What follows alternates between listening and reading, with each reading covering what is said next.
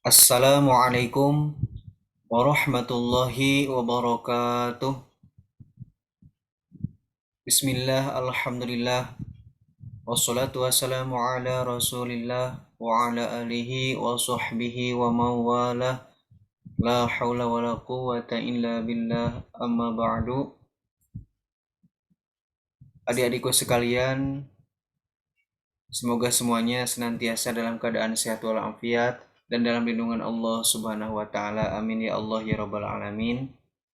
Pada kesempatan kali ini dalam mata pelajaran akidah akhlak bab ketiga, kita akan membahas tentang iman kepada qada dan qadar. Cuman sebelum kita mulai, alangkah baiknya berdoa terlebih dahulu supaya kita diberikan kelancaran, kemudahan, dan diberikan pemahaman yang baik.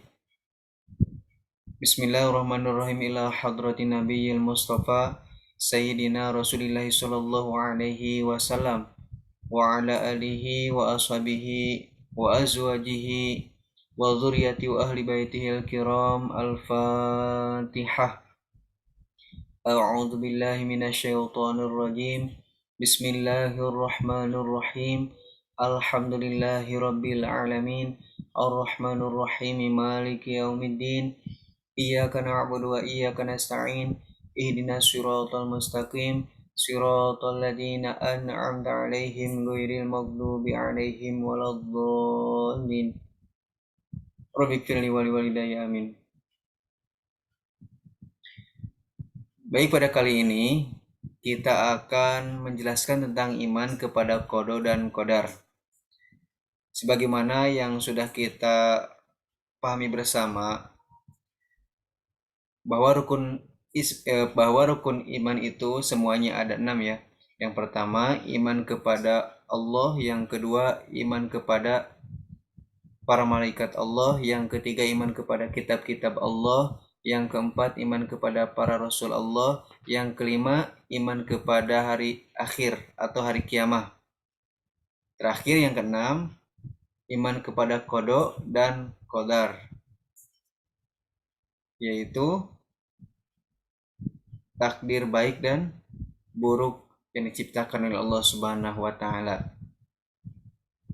Nah, sekarang kita membahas tentang rukun iman yang keenam, yaitu iman kepada qada dan qadar. Di sini kita membagikan dalam 4 bagian, yaitu A. beriman kepada qada dan qadar, B. pengertian iman kepada qada dan qadar, C. baca macam takdir, D. hikmah beriman kepada qada dan qadar. Untuk mempersingkat waktu, kita akan langsung ke bagian pertama, yaitu beriman kepada qada dan qadar. Qada yaitu ketetapan Allah Subhanahu wa taala sejak zaman ajali sesuai dengan kehendaknya atau iradah tentang segala sesuatu yang berhubungan dengan makhluknya. Qadar yaitu perwujudan dari qada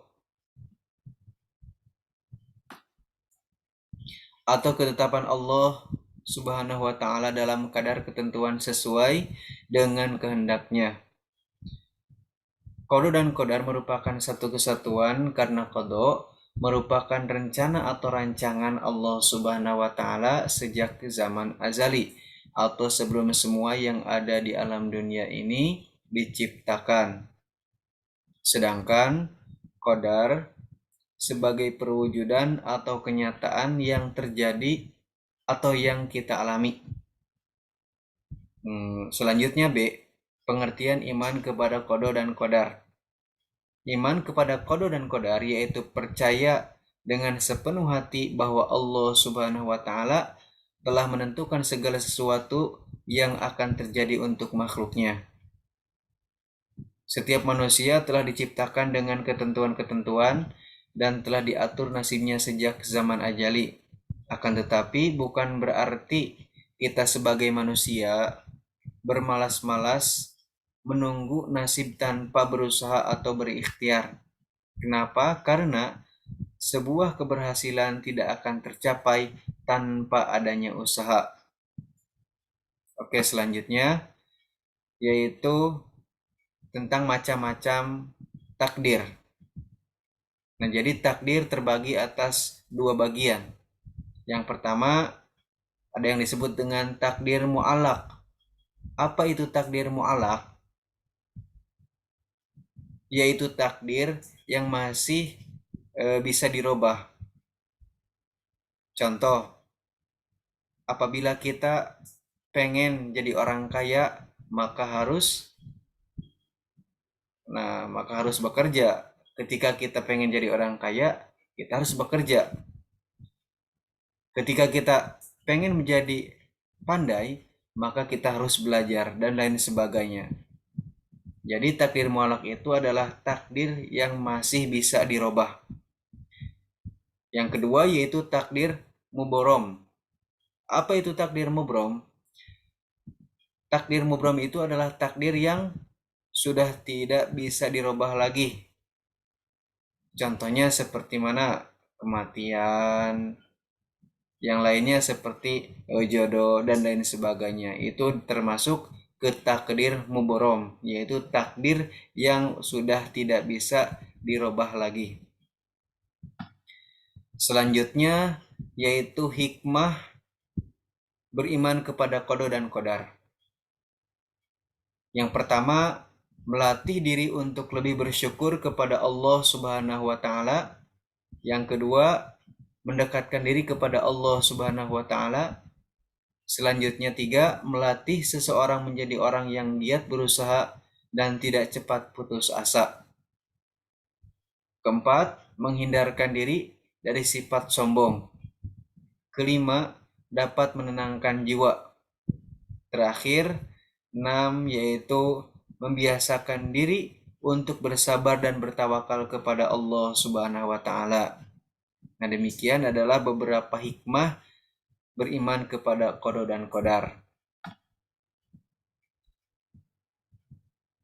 Semoga apa yang sudah disampaikan bermanfaat. Kurang lebihnya mohon maaf. Wallahul muwaffiq ila aqwamit thoriq. Akhirul kalam. Wassalamualaikum warahmatullahi wabarakatuh.